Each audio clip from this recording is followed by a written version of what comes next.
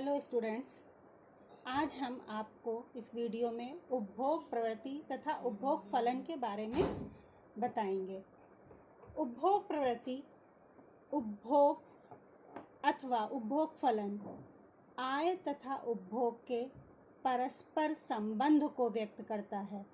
इसमें आय के परिवर्तनों के साथ साथ उपभोग में जो परिवर्तन होता है उसको उपभोग प्रवृत्ति द्वारा दर्शाया जाता है। उपभोग प्रवृत्ति उपभोग तथा आय के फलनात्मक संबंध को व्यक्त करता है। इसका फॉर्मूला है C बराबर FY। C मीन्स उपभोग कंजप्शन, F मीन्स फलन फंक्शन, Y मीन्स आय इनकम। उपभोग आय पर निर्भर करता है। जैसे जैसे आय बढ़ती है वैसे वैसे उपभोग बढ़ता है। ये पता चलता है उपभोग प्रवृत्ति द्वारा। अब ये हम एक फिगर से आपको समझाएंगे कि कैसे उपभोग प्रवृत्ति आय पर निर्भर करती है। ये है इसका डायग्राम। इसमें x अक्ष पर आय है, y अक्ष पर उपभोग है। अब 45 डिग्री का कोण बनाती हुई एक रेखा OL खींची गई है जो आय उपभोग वक्र है। OL रेखा जो आय उपभोग वक्र की लाइन है। एक CC वक्र है जो उपभोग प्रवृत्ति को दर्शाता है। उपभोग प्रवृत्ति E पॉइंट पर आय उपभोग वक्र को काट रहा है, यानी OL रेखा के ऊपर के भाग में CE OL रेखा के ऊपर है, जबकि E के बाद OL के नीचे हो जाता है। इसमें यह दिखाया गया है जैसे जैसे उपभोग बढ़ रहा है वैसे वैसे आय बढ़ रही है। उपभोग के बढ़ने के साथ साथ आय भी बढ़ रही है, या ये कहें आय बढ़ रही है वैसे वैसे उपभोग बढ़ रहा है। लेकिन अब जिस मात्रा में आय बढ़ी है उस मात्रा में उपभोग नहीं बढ़ा है, उपभोग उससे कम मात्रा में बढ़ा है। यह उपभोग प्रवृत्ति पर निर्भर करता है कि जैसे आय बढ़ेगी तो व्यक्ति सारी आय खर्च नहीं करता है, कुछ बचा लेता है, तो वो उपभोग प्रवृत्ति से पता चलता है।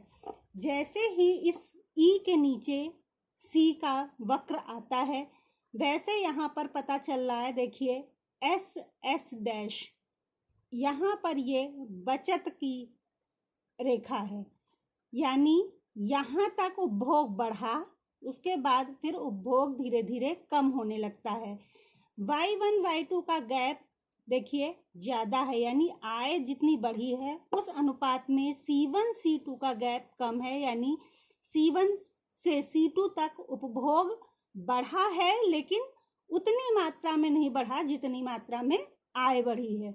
यही बस इसमें समझाया गया है कि जैसे उपभोग बढ़ता है तो उपभोग प्रवृत्ति पर निर्भर करता है कि आय बढ़ने के साथ साथ उपभोग कितना बढ़ेगा। अब ये जो OL रेखा के ऊपर CE वक्र है वो है अधिव्यय।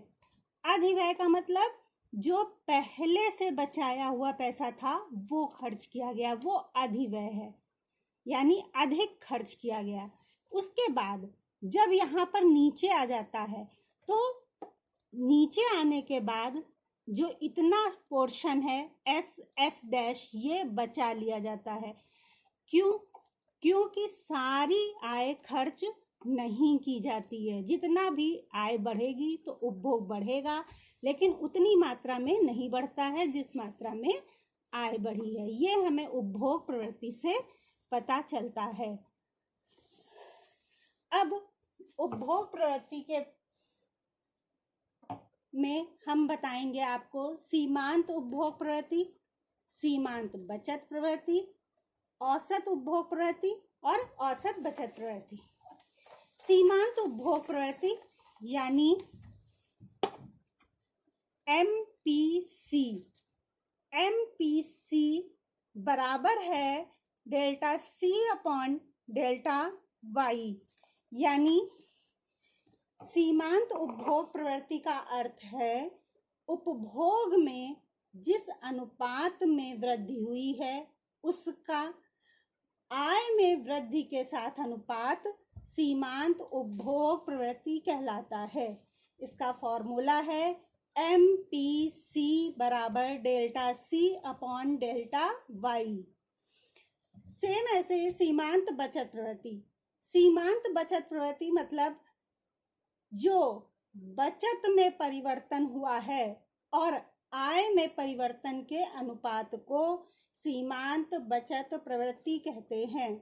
MPS बराबर delta S upon delta Y। अब है औसत उपभोग प्रवृत्ति यानी APC। APC बराबर होता है C अपॉन Y, यानी कुल आय, कुल उपभोग अनुपात कुल आय।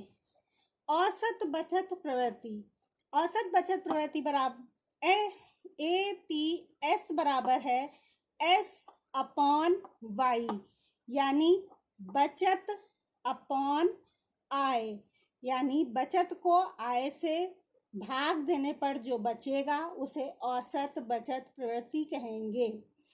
अब ये जो है पूरा एक फॉर्मूला है MPC प्लस MPS बराबर 1। ये है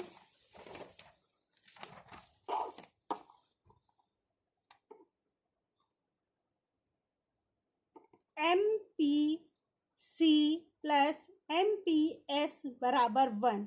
अब हम MPC में MPC का फॉर्मूला लिखेंगे, MPS में MPS का फॉर्मूला लिखेंगे, यानी delta C upon delta Y plus delta S upon delta Y। LCM लेंगे, डेल्टा Y आएगा, ऊपर delta C plus delta S होगा। Delta C plus delta S बराबर होता है delta Y।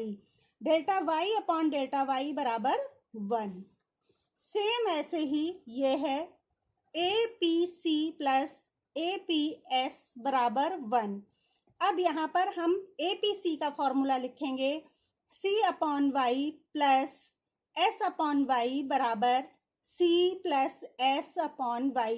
C plus S होता है Y, तो Y अपॉन Y बराबर 1। ये फॉर्मूला होता है। ये है उपभोग फलन। आपको इसमें कुछ भी पूछना हो आप पूछ सकते हैं। बाय।